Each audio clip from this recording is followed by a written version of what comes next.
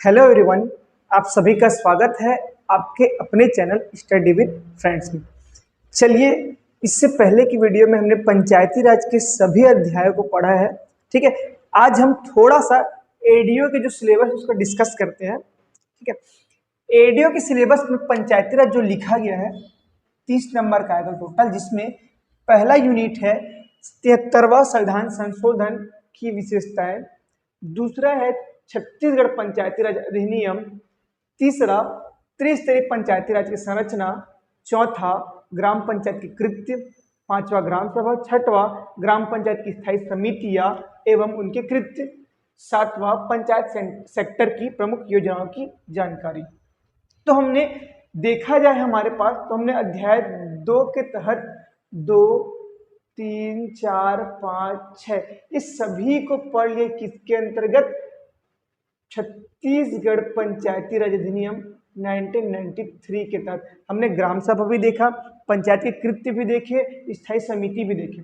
इसके बाद हमारा नेक्स्ट टॉपिक रहेगा 73वां संविधान संशोधन की विशेषताएं। ठीक है, और जो 7वां है पंचायत सेक्टर की प्रमुख योजनाएं, ये जब आप ग्रामीण विकास की कक्षाएं पढ़ेंगे उसमें ये कवर हो जाएगी। ग्रामीण विकास की योजनाएं, तो ग्रामीण विकास की योजना कौन? पंचायत सेक्टर की योजना ही रहेगी। ठीक है, ये रहेगा। इसके साथ जैसे कि अपन आजीविका पढ़ेंगे तो आजीविका की योजनाओं में भी क्या रहेगा? पंचायत सेक्टर की प्रमुख योजनाएं रहेंगी। ठीक है, आजीविका का आपका एमसीक्यू के रूप में पढ़ाया जाएगा, उसकी क्लासेस नहीं होगी, अगर पॉसिबल हुई तभी हो पाएगी।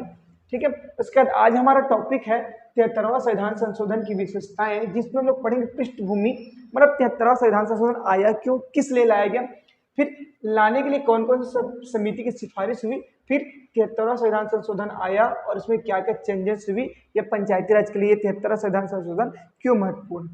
ठीक है, चलिए देखते हैं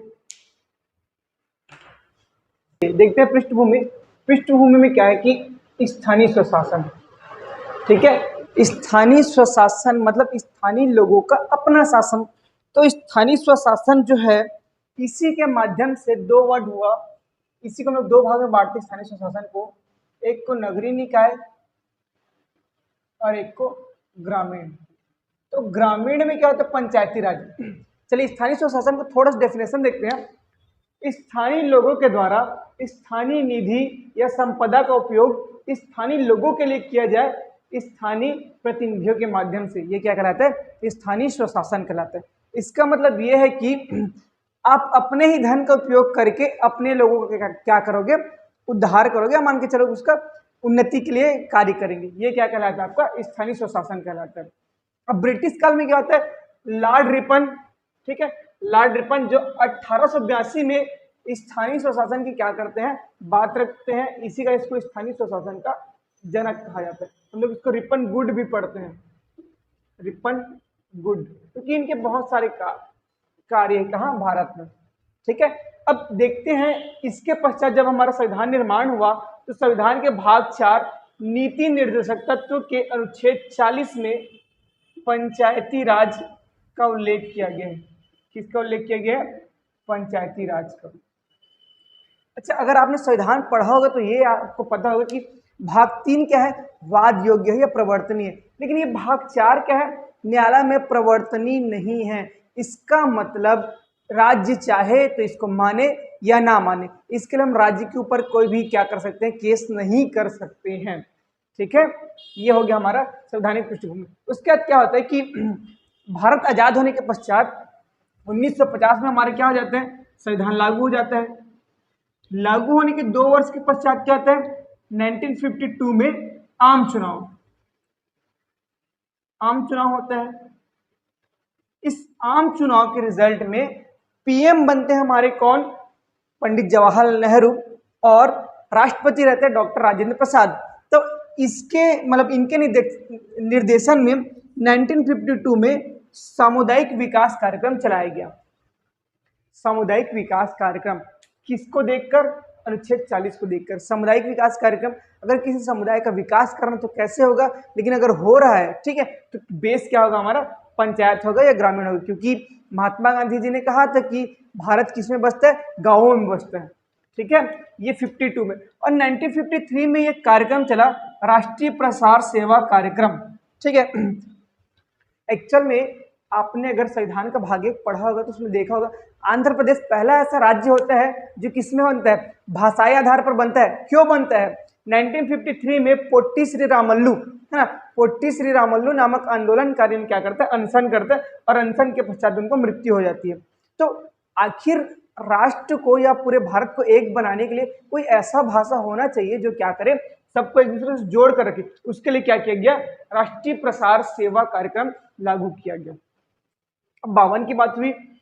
अब 52 के पश्चात 5 साल बाद क्या होता है, एनालिसिस किया जाता है। हमारे में भारत पंचवर्षीय योजना क्यों चलती है, क्योंकि हम लोग 5 साल बाद एनालिसिस करते हैं, सबके पीछे रीजन होता है। 5 वर्ष के पश्चात क्या करते हैं, इसका एनालिसिस के लिए बलवंत राय मेहता को 1957 में एक समिति बनाने बोलते हैं।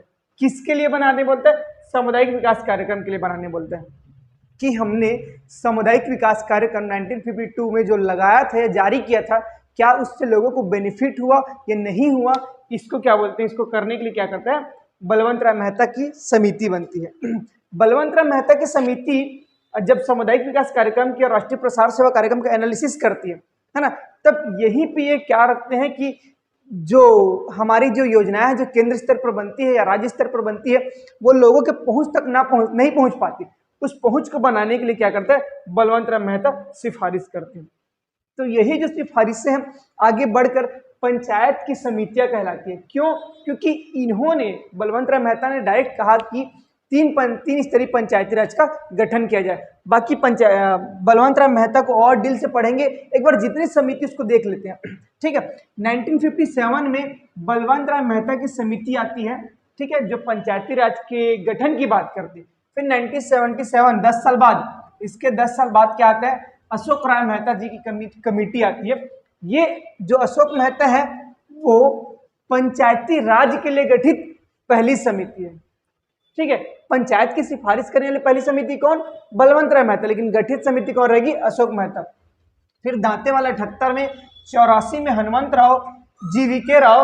आपका जो जीवीके राव है वो कब आएगा, 1985 में आएगा। फिर 1986 में एलएम सिंघवी। ठीक है, एलएम सिंघवी संवैधानिक विकास के बाद मतलब संवैधानिक दर्जा की बात करते हैं। फिर थुंगन समिति, इसकी उप समिति होती है किसकी, एलएम सिंघवी की। फिर 1995 में भूरिया समिति आती है, किसके लिए, पेशा एक्ट के लिए। ये वर्तमान में भी हमारे छत्तीसगढ़ में बहुत चर्चा में चल रहा है ना, पेशा एक्ट हाल ही में कुछ दिन पहले न्यूज में आया था ये। ठीक है, तो ये पंचायत की समिति है। अब एक एक करके हर समिति को देखते हैं और उसके कार्य देखते हैं, सिफारिश देखते हैं, इससे हमें क्या लाभ हुआ।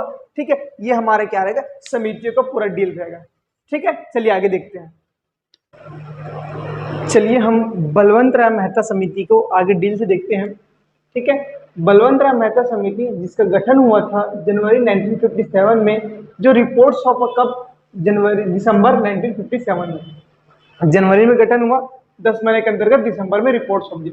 इसका उद्देश्य क्या था, आपको मैंने पहले बताया था, राष्ट्रीय सामुदायिक विकास कार्यक्रम जो 1952 में बना था, 1952 में बना था, और राष्ट्रीय प्रसार सेवा कार्यक्रम ये कब बना था, 1953 में बना था। इनके एनालिसिस के लिए, इनके क्या, विश्लेषण के लिए, इनके विश्लेषण के लिए यह समिति बनी थी। ठीक है, अब यहाँ पे एक चीज ध्यान रखना, अगर क्वेश्चन पूछा जाएगा पंचायती राज के लिए, पंचायती राज के लिए बनी सबसे पहली समिति कौन है, तो बलवंत राय मेहता नहीं, बलवंत राय मेहता किसके लिए बनी है, सामुदायिक विकास कार्यक्रम और प्रसार सेवा कार्यक्रम के एनालिसिस के लिए बनी है। इसकी सिफारिशें देखते हैं जो महत्वपूर्ण है। इनकी पहली सिफारिश है त्रिस्तरीय पंचायती राज की व्यवस्था, है ना, जो जिला में हो उसको क्या बोलेंगे, जिला परिषद, खंड या ब्लॉक जिसको हम लोग आजकल जनपद बोलते हैं, जिसको विकास खंड। देखिए, खंड, प्रखंड, ब्लॉक, ठीक है, या विकास खंड, ये सब क्या है, एक ही होते हैं। तो खंड में क्या है, पंचायत समिति है, और गांव में क्या रहेगी, सॉरी यहाँ पे ग्राम है ना, ग्राम में क्या रहेगी, ग्राम पंचायत। ओके, तो देखिए जो जिला परिषद है वो सलाहकारी बॉडी होगा, मतलब ये मान के चलिए कि जो जिला पंचायत है वो योजना बनाएगा, विभिन्न सलाह देगा कि हाँ आपको ऐसा कार्य करना है, ये सलाहकारी बॉडी जिला पंचायत या जिला परिषद वर्तमान का। ठीक है। फिर नेक्स्ट खंड में जो पंचायत समिति रहेगी वो कार्यकारी या एग्जीक्यूटिव बॉडी रहेगी, मतलब जो भी नियम कानून कौन बनाएगा, जिला परिषद बनाएगा, उसको लागू कौन करेगा, खंड पंचायत बने करेगा, मतलब पंचायत समिति करेगा। और ग्राम में क्या होगा, ग्राम पंचायत क्या रहेगा, इसका हेल्प करेगा, किसका, जनपद पंचायत का या पंचायत समिति। ये सिफारिश किसने दिए थे, बलवंत राय मेहता समिति ने। ठीक है। अच्छा, बलवंत राय मेहता समिति इन द सेंस क्या, जो भी समिति उस टाइम बनी थी उसके अध्यक्ष कौन थे, बलवंत राय मेहता। प्रत्येक समिति में वही रहता है, जैसे कि अशोक मेहता तो उसका हेड अशोक मेहता, गॉडगिल समिति तो उसका हेड कौन हो गया, गॉडगिल हो गया, उसी प्रकार। ठीक है। नेक्स्ट देखते हैं, विकेंद्रीकरण की बात कही थी, क्योंकि विकेंद्रीकरण प्रशासन के उत्तरदायित्व के लिए,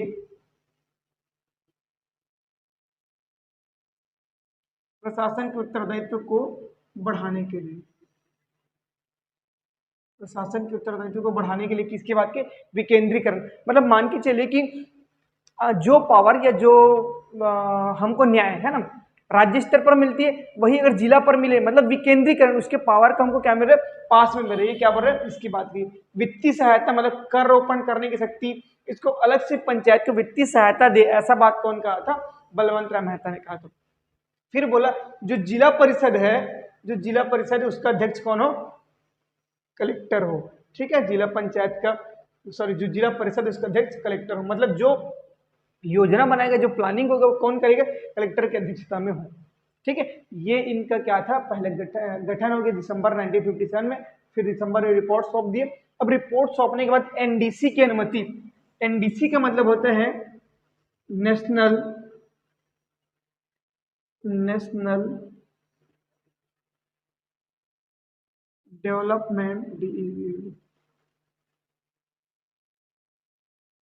डेवलपमेंट काउंसिल।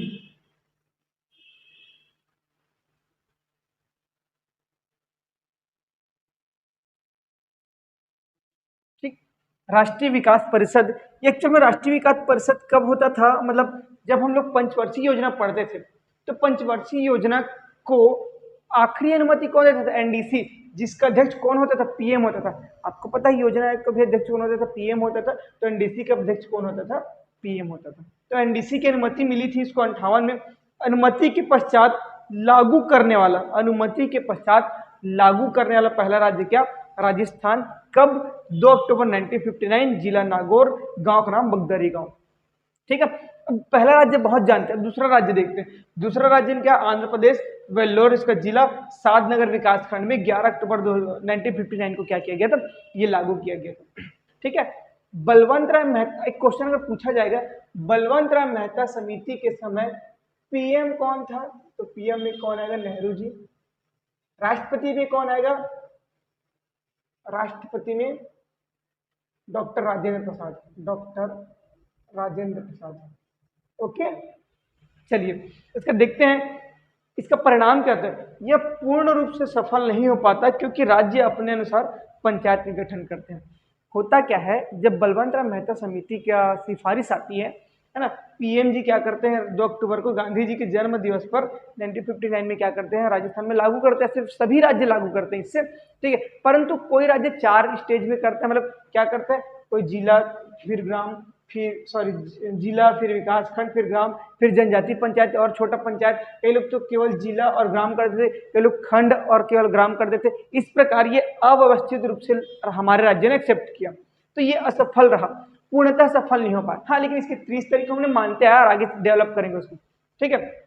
और भी कारण देख सकते हैं कि लोगों में जागरूकता की कमी थी, लोगों में जागरूकता की कमी थी, साथ में धन का अभाव था, ठीक है। इस कारण ये बलवंत राय मेहता समिति की पूरी सिफारिश हम लोग नहीं मान पाते, ठीक है। चलिए नेक्स्ट देखते हैं अशोक मेहता समिति, जिसका गठन हुआ था दिसंबर 1977 में, रिपोर्ट सौंपा गया अगस्त 1978 में, ठीक। इसकी सिफारिशें कितनी थी, कुल 132 सिफारिश दिया गया था, ठीक है। ये अशोक मेहता समिति का गठन कब हुआ था, जब जनता की सरकार थी, जनता पार्टी की सरकार थी। जनता पार्टी में कौन थे, मोरारजी देसाई, मोरारजी देसाई, ओके, ठीक है। अब इनकी पहली सिफारिश है द्विस्तरीय पंचायती राज। इस बात का खंडन डायरेक्ट मान के चले कि पहला त्रिस्तरीय में था, इसको द्विस्तरीय कर दिया गया। जिला में जिला परिषद और खंड में क्या कर दिया गया, मंडल पंचायत, ये दोनों को मर्ज कर दिया गया। जो खंड या ब्लॉक है या विकास खंड में क्या कर दिया, मंडल पंचायत की बात करें। नेक्स्ट देखते हैं, निर्वाचन दलों के आधार पर हो, अर्थात निर्वाचन आयोग की स्थापना हो, पंचायत के लिए निर्वाचन आयोग। फिर कर रोपण करने की शक्ति, मतलब वित्त आयोग। वित्त आयोग बताता है ना हमें कि कितना कर लेना है, कितना कर नहीं लेना, राज्य के आधार पर, है ना। रोड टैक्स हो गया या और टैक्स है, उसके निर्धारण कौन करता है, वित्त आयोग। इवन जिला पंचायत के द्वारा कितना पैसा पंचायतों को दिया जाए, इसका निर्णय भी कौन करता है, वित्त आयोग करता है। नेक्स्ट ST/SC के आरक्षण की बात करता है। विघटन के पश्चात 6 माह के अंतर्गत चुनाव की बात करता है। इसको हम लोग एक यहाँ पे लिख सकते हैं, नियमित चुनाव। नियमित चुनाव की बात करता है यहाँ पे, ठीक है। फिर है न्याय पंचायत की स्थापना, जिसके अध्यक्ष कौन हो, योग्य न्यायाधीश हो, ठीक है, ये बात करते हैं। परंतु ये जो समिति है, इस सिफारिश को नहीं मान, मतलब इसकी सिफारिश हम लोग लागू करने से पहले क्या होती है, जनता पार्टी की क्या होती है, सरकार गिर जाती है, सरकार गिर जाती है। अब देखिए, आपको पहला क्वेश्चन पूछा जाएगा, पंचायतों के लिए गठित या पंचायती राज के लिए गठित सबसे पहली समिति क्या आएगी, अशोक मेहता समिति। पंचायतों के लिए गठित पहली समिति अशोक मेहता समिति। दूसरा क्वेश्चन, पंचायतों की सिफारिश करने वाली पहली समिति अशोक बलवंत मेहता समिति। पंचायतों की सिफारिश करने वाली पहली समिति, मतलब ये तो किसके लिए बना, किसके लिए था, सामुदायिक विकास के लिए, लेकिन सिफारिश क्या करता है, पंचायती राज के लिए। ये तो प्रॉपर किसके लिए बना, पंचायती राज के लिए बना है, ठीक है। तो पंचायती राज के लिए बनी पहली समिति कौन सी है, अशोक मेहता समिति। पंचायतों की सिफारिश करने वाली पहली समिति क्या है, बलवंत राय मेहता समिति। देखिए, दोनों को मिक्सअप नहीं कीजिएगा, दोनों अलग अलग समिति है, दोनों कॉन्सेप्ट है। ये जो पहला क्वेश्चन जो मैंने बोला ना कि पंचायतों की सिफारिश करने वाली पहली समिति, तो बलवंत राय मेहता ही आएगा, और पंचायतों के लिए बनी पहली समिति क्या आएगा, अशोक मेहता आएगा। क्लियर है, चलिए ठीक है, इसको नोट करिएगा, आगे देखेंगे फिर। चलिए, नेक्स्ट समिति का नाम है दांतेवाला समिति, जिसका गठन हुआ था 1978 में। किस लिए हुआ था, खंड स्तर पर नियोजन। मतलब इन्होंने नियोजन की बात कही, लेकिन किस पर, खंड स्तर पर। खंड मतलब विकास खंड के स्तर पर आप क्या करिए, प्लानिंग बनाइए। जबकि हम लोग बलवंत मेहता में पढ़े थे, क्या पढ़े थे, किसमें होना चाहिए सिफारिश, प्लानिंग किसमें होनी चाहिए, जिला स्तर पर होनी चाहिए, ठीक है। ये ग्राम को, खंड को और राष्ट्रीय को, तीनों योजनाओं को क्या करना चाहता था, एक समान रखना चाहता था, ठीक है। नेक्स्ट देखते हैं हनुमंतराव समिति। इसका गठन हुआ था 1984 में, ठीक है। ये बोलते हैं जिला स्तर पर नियोजन हो, परंतु नियोजन का अधिकार पंचायत मंत्री और किसके पास हो, कलेक्टर के पास हो, ठीक है। यदि पंचायत मंत्री नहीं कर पाता तो कलेक्टर करेंगे, या तो कलेक्टर और पंचायत मंत्री मिलकर करेंगे। ये कौन बोलते हैं, हनुमंतराव जी कहते हैं, ठीक है। फिर है GV.K. राव, इनकी समिति है 1985 में बनती है, जिसका उद्देश्य होता है ग्रामीण विकास एवं निर्धनता का उन्मूलन, ग्रामीण क्षेत्र का विकास और निर्धनता का उन्मूलन। तो जिला, ये क्या बोलते हैं, इसकी सिफारिश क्या रहती है, जिला स्तर पर नियोजन की बात करती है। और जिला विकास आयुक्त के नए पद की बात करता है। ये जो जिला विकास आयुक्त होता है वो क्या होना चाहिए, कलेक्टर से वरिष्ठ IAS ऑफिसर होना चाहिए, ठीक है। और इसके साथ बोलते हैं नियमित चुनाव, ST/SC महिला OBC का आरक्षण की बात करते हैं, ठीक है। ये तीनों के तीनों किस पर बात करते हैं, नियोजन पर बात करते हैं, मतलब प्लानिंग की बात करते हैं। पहला खंड, फिर जिला, फिर जिला। उसके बाद क्या बोलते हैं, पहला खंड वाला तो कुछ नहीं बोला, फिर जिला में बोलते हैं कि नियोजन के अधिकार पंचायत मंत्री और कलेक्टर के लिए, नियोजन के लिए क्या है, जिला विकास आयुक्त की बात करते हैं, ठीक है। चलिए नेक्स्ट देखते हैं LM सिंघवी समिति, मोस्ट IMP समिति 1986 में बनती है, राजीव गांधी सरकार के समय बनती है। कब बनती है, राजीव गांधी सरकार के समय। इसका उद्देश्य होता है पंचायतों के पुनरुद्धार के लिए, मतलब revitalisation of panchayat, revitalisation of panchayat. सिफारिश देखते हैं, पंचायतों को संवैधानिक दर्जा प्राप्त हो, मोस्ट IMP है ना, पंचायतों को संवैधानिक दर्जा प्राप्त हो। दूसरा, पंचायत मंत्रालय का गठन हो। क्यों, पंचायत की देख रेख करने के लिए क्या हो, पंचायत मंत्रालय का गठन हो। दलगत चुनाव ना हो, मतलब जो राष्ट्रीय पार्टी होती है या राजनीतिक पार्टी है उसके आधार पर चुनाव ना हो, किसमें हो, स्वतंत्र निष्पक्ष व नियमित चुनाव की बात करता है। करारोपण हो और वित्त आयोग की स्थापना हो। ओके, इतनी इसकी सिफारिश है। साथ में क्या बोलते हैं, जो 64वां संविधान संशोधन है, 64वां संविधान संशोधन विधेयक है ना, यह प्रस्तुत किया गया, किसके लिए किया गया था, एल एन सिंघवी के लिए। कौन पेश किया गया था? राजीव गांधी। हमारे पीएम कौन थे? राजीव गांधी ने इनको पेश किया, लेकिन पास नहीं हो पाता, वो हो जाता है, पारित नहीं हो पाता। ठीक। नेक्स्ट पीट हुमन समिति 1988 में उद्देश्य संवैधानिक दर्जा हेतु उप समिति। पूछा जाएगा आपसे क्वेश्चन, पंचायती राज को या पंचायत को संवैधानिक दर्जा प्राप्त करने के लिए एक उप समिति बनी थी, उसका नाम क्या है? तो पीट हुमन समिति। ठीक है, ऐसा माना जाता है कि एल एन सिंघवी की जो सिफारिश है इसके आधार पर क्या बनी थी? ये पी के थुंगन समिति बनी थी। ठीक है, फिर नेक्स्ट भूरिया समिति। भूरिया समिति में है 1995 पेशा एक्ट, मतलब पंचायत एक्सटेंशन टू नहीं इन शेड्यूल एरियाज। शेड्यूल एरिया मतलब भारत में पंचायत का विस्तार अनुसूचित क्षेत्रों में, भारत के 10 राज्यों में यह लागू है। भारत के 10 राज्य कौन कौन से उसको भी देखेंगे। इसके पश्चात हम लोग क्या देखेंगे? संवैधानिक दर्जा प्राप्त करना, पंचायतों का संवैधानिक दर्जा प्राप्त करना। कैसे कैसे पंचायत संवैधानिक दर्जा प्राप्त करते हैं? संवैधानिक दर्जा प्राप्त करेंगे तब क्या होगा? 73वां संविधान संशोधन आएगा। 73वां संविधान संशोधन मतलब, ठीक है, संवैधानिक दर्जा 73वां। इन समितियों के अलावा और भी समितियां हैं, इन समितियों के अलावा और भी समिति है, गॉडगिल समिति, के संथाराम समिति, वो वन लाइन है, उसको ऐसा डील करने में कोई मतलब नहीं। आपको मैं एक लाइन में उसका पीडीएफ देखूंगा, मतलब पीडीएफ को एक बार आपकी वीडियो में पूरा बता दूंगा, एक्सप्लेन कर दूंगा, उसमें ज्यादा कुछ याद करने का नहीं। चलिए ठीक है, इसके बाद हम लोग क्या देखेंगे? संवैधानिक दर्जा प्राप्त करने का या 73वां संविधान संशोधन का संवैधानिक दर्जा प्राप्त करने का क्रम। ठीक।